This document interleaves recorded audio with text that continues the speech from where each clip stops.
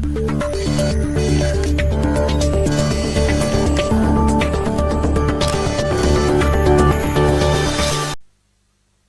afternoon, London News, Melbourne, Australia. Beautiful sunny spring day here in Melbourne, and it's really good to see the sun, but unfortunately we haven't seen the end to this lockdown. Well, we're not allowed out after 8 o'clock at night, and in fact we heard a rumour that we're going to be allowed out after 9. We're getting an hour grace. That's probably given time for the helicopters to change shifts so they can patrol all around Melbourne looking for people after 8 o'clock, breaking the curfew. Yes, and today a beautiful day, 20 odd degrees. The police are out spending $8,000 an hour plus on helicopters. There's 2 up today, 31 and 32, all flying around Melbourne, over the coast, keeping an eye on the beaches, just in case people may enjoy themselves. Well, you know, could be seen in reasonable grounds. There's a lot of laws being broken in that department. Now, that's okay, but have a look at this photograph. Daniel Andrews and the other clown above. Here they are having a cozy chat with Hillary Clinton. Now, a question has to be asked. What a deal did they do at that time? Because as you know, all the Democratic states, and there's quite a few, we could list them off, California, New York, Democratic mayors, Democratic governors, they're all wearing masks. Every time you see them, the walking dead Joe Biden wearing a mask. He takes it off now and then just to probably get some air. Now, the question is, did Hillary Clinton and this absolutely excuse Daniel Andrews for a human being make a deal when they came here? Because Daniel Andrews will keep us locked down till the 23rd of November. That's the day after the election, if he gets away with it. Now, the question is, will he get away with it? Well, yes, he might, because there are a large number of fools who continuously vote Labour. They're out there. And when this compulsory mask thing has eased off where you don't have to wear one, if that comes in again, if we allow this clown to continue, we'll see them. They'll wear masks even when they don't have to, because they want to show, well, you know, we're Democrats. We don't like Donald Trump, and we'll do anything to get rid of him. And that's exactly what you're saying when you wear the mask. You're anti-Trump, nothing more. You're supporting the Labour Party. Now, what we're going to do, we're going to have a little quick look back at the Labour Party. And we could go back to 1922 when they removed the upper house in Queensland. And, of course, later on, Beattie just rewrote the laws. Now, what you have to remember is the Liberal Party, yes, the wonderful Liberal Party, will not allow this to continue. We will change it. 1922, they still haven't. Everything the Labour Party do that destroys our constitution, our country, which is completely wiped out, the Liberals have done nothing to restore it. Now, they're owned and controlled too by the deep state, and we've seen the visits here with Hillary Clinton. They're here. And if you told me a few years ago, although I was well aware of the one world government, I would never have believed they had so much clout. And all that clout is unlawful. It's not right. Now let's go and have a look at some video clips from the Labour Party, the swearing ceremonies. Now you'll see Julia Gillard, no oath of office. Kevin Bloody Rudd, no oath of office. The Governor General, he takes, wait for it, a lawful oath of office. Great, wonderful. But then ScoMo comes along, Morrison comes along and takes one, but he adds in to the Queen of Australia. Now when they say Queen of Australia, you know that they know that they're committing treason and it's furphy. Absolutely the greatest load of criminal activity one could ever imagine. And unfortunately it's not imagined. We have Queen's councillors and no Queen. Royal commissions and no Queen. Our constitution has been set aside. And now and then you'll hear them come out and say, it's not constitutional. They know they're committing a crime. And anybody who goes along with that is committing a crime. Anybody who knows that the Queen has been removed from the Constitution and the legal department, for the Act of 1903, Section 78B, they removed her, but they know it. Anybody who knows that and has knowledge of that and keeps it to themselves are guilty, and it can be seen on very reasonable grounds guilty of suppression of treason. So therefore it could be seen again on reasonable grounds that these politicians are criminals, and anybody aiding and abetting them are. So let's go and have a look at a little bit of video of the history, and then we'll come back. In 1974, Sir John Kerr was appointed Governor-General on the recommendation of Mr. Whitlam, who spoke of Sir John's significant achievements in law and administration. But then the trouble started for the government. In 1975, Dr. Cairns was sacked from the post of Deputy Prime Minister because of Australia's loan-raising activities overseas. Dr. Cairns complained, but Mr. Whitlam defended the dismissal. There was no option for any Prime Minister in such a matter. No Prime Minister can have a minister against whom it can be said that he has misled the Parliament. But for the Whitlam government, the loans affair would not go away. Mr. Rex Connor, the Minister for Minerals and Energy, was forced to resign. Then the opposition leader, Mr. Fraser, decided to use his numbers in the Senate to block supply, to force a general election. Mr. Whitlam refused to call for a double dissolution. His government should stay in office because of its majority in the lower house. Neither leader would back down. So must Sir John Kerr accept your advice, whatever advice you give? Unquestionably, the Governor-General takes the advice from his Prime Minister and from no one else. And must act on that advice? Unquestionably, the Governor-General must act on the advice of his Prime Minister. There is no tolerance here. He must None whatever. Then came Remembrance Day, November the 11th, 1975. After meetings with both leaders, the Governor-General announced that he was dismissing Mr. Whitlam and appointing Mr. Fraser as caretaker Prime Minister until a general election decided the issue. An angry Mr. Whitlam responded to his sacking in a speech on the steps of Parliament House. Well, may we say, God save the Queen. Because nothing will save the Governor-General.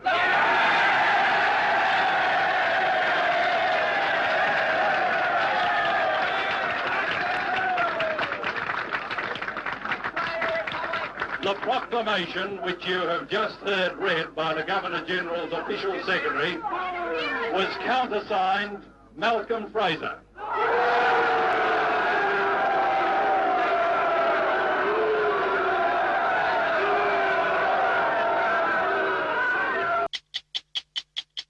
Good evening and welcome to a special edition of 60 Minutes. I'm Nick Mackenzie. Tonight, an explosive year-long investigation by 60 Minutes and The Age newspaper will reinforce the distrust and contempt many Australians have for our politicians.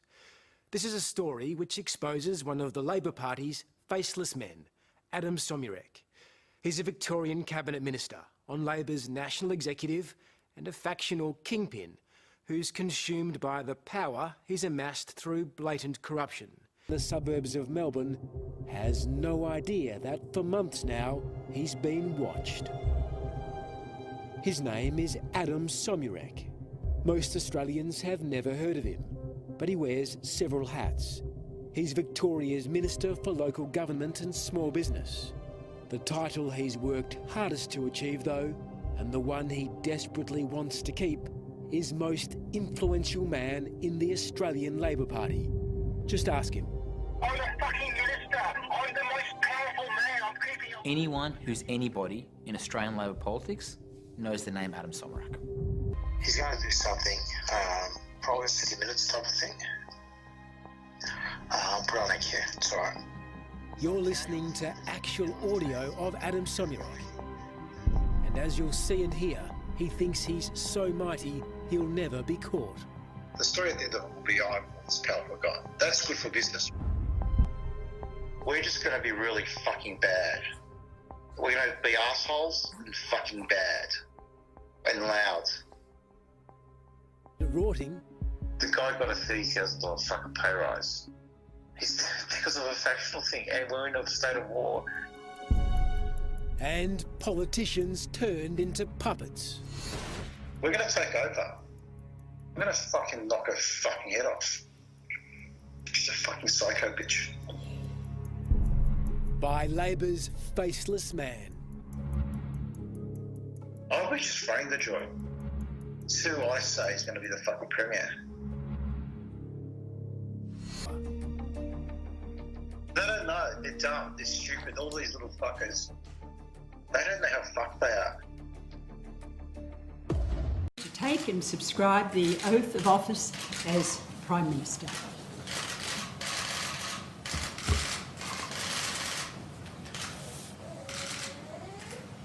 I, Kevin Michael Rudd, do swear that I will well and truly serve the Commonwealth of Australia, her land and her people in the office of Prime Minister. So help me God. Would you sign the document there?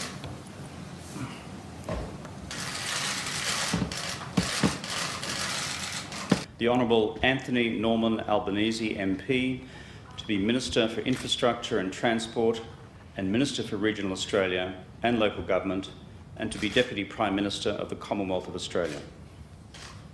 Mr Albanese, I invite you to make and subscribe the affirmation of office as Minister for Infrastructure and Transport and Minister for Regional Australia and Local Government. Thank you, Your Excellency.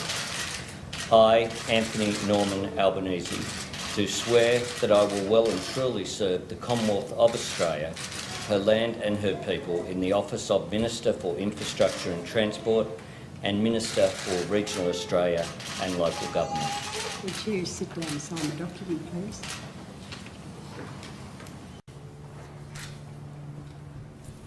Ms Gillard, I invite you to stand and make and subscribe the affirmation of office as Prime Minister. I, Julia Eileen Gillard, do solemnly and sincerely affirm and declare that I will well and truly serve the Commonwealth of Australia, her land and her people in the office of Prime Minister. That's for you to sign. For me to sign. I, Scott John Morrison, do swear that I will well and truly serve the people of Australia in the office of Prime Minister, and that I will be faithful and bear true allegiance to Her Majesty Queen Elizabeth II, Queen of Australia, so help me God.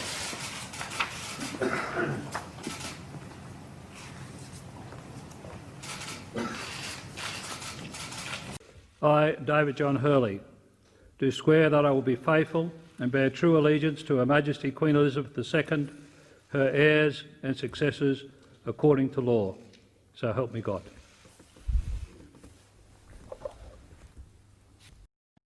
Look, there are any number of groups out there, and you know, if you just did a Google search on 5G, anti-vaxxers, anti-mask, look, the tinfoil hat-wearing brigade are alive and well out there in our community, and they're taking every opportunity to leverage the current situation to serve their own ridiculous notions about so-called sovereign citizens, about constitutional issues, and about how 5G is going to kill your grandkids. I mean, it's just crazy. Now, I hope you enjoyed watching. That was serious stuff, and serious allegations were made. Well, you know, if they're real and true allegations, well, you guys, Andrews, one day you will be coming out kissing babies again and frightening the living daylights out of them. But you never get elected again. And if you do the right thing now, ditch Hillary Clinton and the Democrats, in fact the Labour Party, and walk away while the going is good. Because this is something I virtually can guarantee on behalf of the people of Australia, for that matter, Victoria really, that you will face a jury of your peers, by the people, for the people, and that court will be an international common law court. Now, don't look at me, Daniel. I'm just one man. There are hundreds and hundreds of people to take my place. But you will face a jury of your peers, and you probably won't have the guts to turn up. It doesn't really matter. The jury will make that decision for you. Right, everybody, I did promise you to talk about fines. Okay, let's head across to Harry Potter's place, and we'll talk about that here. I don't want to talk about that here in the studio because the corporations may think I'm talking against them. They may be upset. So we'll go to one of Harry Potter's place and we'll make that decision and we'll do the talking, and it'll all be in the house of fiction. So whether it's true, whether it's... Well, welcome to another fictional home. I don't know who owns it. It could be Harry. Anyway, thanks for popping into Harry Potter's house. Well, I think it's Harry Potter. In fact, he's never been here. The house is, well, I lit the fire, kept it going, so don't blame me. Let's get down to serious business. We have a number of organisations collecting debts. Now, civic compliance was one, and, you know, for some reason, that company spent a lot of money changing the name and rewriting the rules, which were practically the same anyway, just a different couple of words here and there. But these people are private companies, owned and controlled by private companies. So all that money you send into them in fines, it goes into people's pockets. So at the moment there's been an enormous lot of fines written out by another very large corporation, which could be seen on reasonable grounds to be acting in breach of Section 316 if the crime actually believe the oath they took was to Queen Elizabeth II, as in 1-1, head of the Commonwealth. But a lot of the younger ones don't even know what they're doing, and a man who's called the health officer, I think they call him, or something like that, they gave a doctor, you know, most of these guys are a health hazard, and now a lot of decent doctors have come out and really stood up and said this has got to stop, but it won't. Because Daniel Andrews is quite happy to get the BS from anybody that will back him up. And now they're arguing whether one crowd got the information or whether they made up the decisions for curfews themselves. So, but that's up to the idiots wearing masks here. Now, when I say idiots wearing masks, I'm talking about the ones who voluntarily wear them. There's a lot of people wearing them out there who are decent citizens, who are, well, there are no citizens in a place where it's controlled, or the head of the state is the Queen. We're sovereign people. Now the word sovereign has been branded, and we've seen some clown in the upper echelons of that private organisation laughing at scorn at the word sovereign. Well, actually the correct word is souverain, and that's a king's subject, right? But let's go back to these fines, which a lot of people will rush out and pay. The ones who know what day of the week it is and are awake will not. Now, you never refuse to pay anything. You never, if you get this bill and you let it sit and put it under the counter here and hope it disappears, it won't. It stands. Anything that's not rebutted in the legal system, may God forgive me, I should have at last something there, but in the legal system, which is nothing more than a contract. Contracts. Marriage is a contract. The real marriage is common law marriage, which two people live together and swear to God that they'll try and avoid, well, killing each other, I suppose. But anyway, so you've got a fine for $1,600 or something, and the first thing you do is panic. It comes in these capital letters, and they address it to the deceased estate, which is the surname. Now, okay, that's a lot of wobbly doodle. So what you're going to do, you're going to promise to pay this. Now, I'm not going to show you any writing because you're just too lazy to do it. And you say, I promise to pay this with clean hands in equity. In other words, you're not hiding anything. You're promising to pay. And you're going to ask for a little bit of stuff back from them now, because this has gone to an infringement court, which under the acts, oh my God, forgive me again, I've used acts, but we have to, they're there, right, we can't get away from them. The acts is an act is something that takes place on a stage. We have actors. Now the actors in this case, well, Hollywood is full of bloody actors, some good, some bad, but in real life, they're very wobbly. They've got a few problems, most of them. Now these actors, who else acts for you? Well, solicitors, barristers, they don't work for you, they act for you. So you give a solicitor $10,000, he puts that in his pocket, and it could be seen, as far as he's concerned, the actual transaction itself, it's his money. He doesn't really have to do anything, and a lot of times they don't. And you've got to be very wary as well, if you're asking $100,000 to defend you in a family law court. Be careful of the papers you sign, because what they can do, they sign you into their own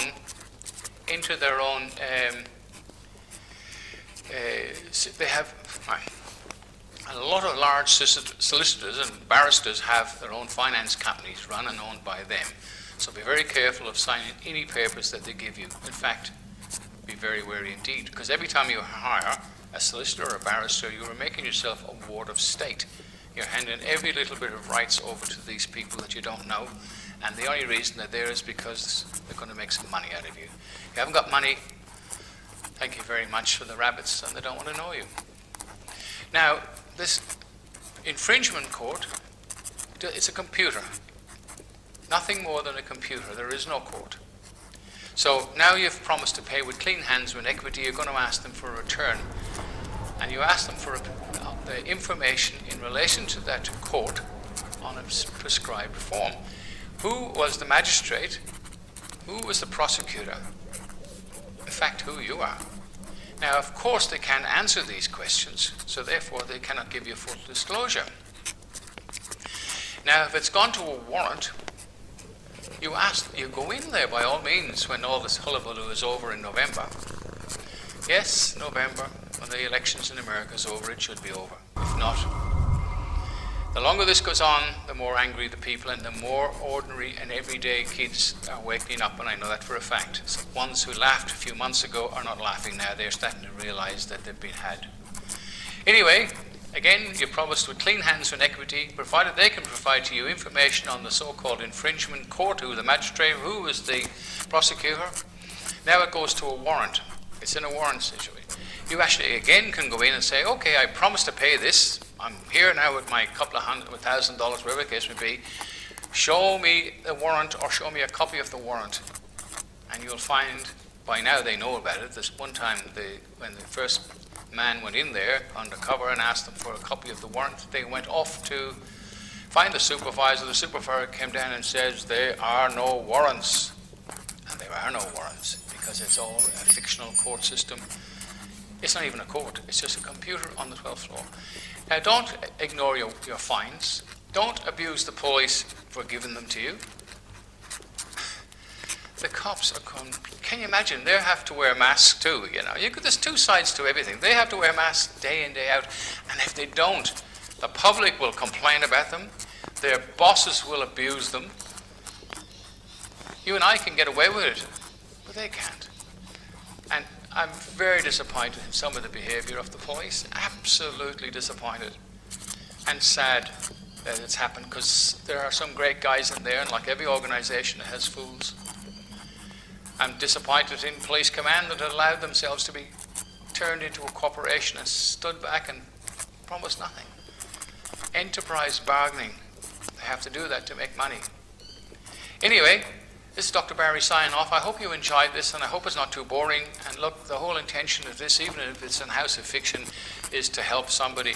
But the bottom line is, relax. This will end. This will end. It will come to an end. And I really believe after Donald Trump gets back in and rearranges a lot of the criminals, and please God, here we will bring a lot of people, including some of these TV stations, radio stations. Not me, the people. Don't keep just, it's not me. If I go tomorrow, somebody else will do it. It's done. There's hundreds of people involved, right? Internationally in common law courts. They will be brought to task in front of a jury, right?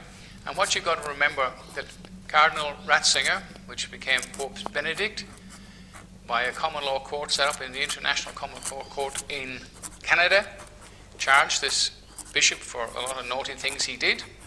He was the Pope at the time, and now he's a prisoner in the Vatican. So the law is above all of us. Nobody can hide underneath, say, look, the law doesn't apply to me because I'm a senior this and I'm a senior that. You're just another living human being who is subject to the law. And the law at the moment, we have two laws. Well, we've only got one law in this country at the moment, and that's maritime commercial law. It's there to make money. Common law was dumped years ago because there was no money to be made in it, and it's so simple, it's common sense. Anyway, thanks for watching, looking forward to you, and another good idea is to support the Common Law Society. I will put the address up at the end. I'll put a few bits and pieces at the end so you can see it. But the Common Law Society is just a little it's getting bigger, an organisation between here and New Zealand, and there's people joining it from around the world. It's like Facebook to a certain degree. You can have your own groups on there, you can have conversations, and you won't get chucked off for putting up stuff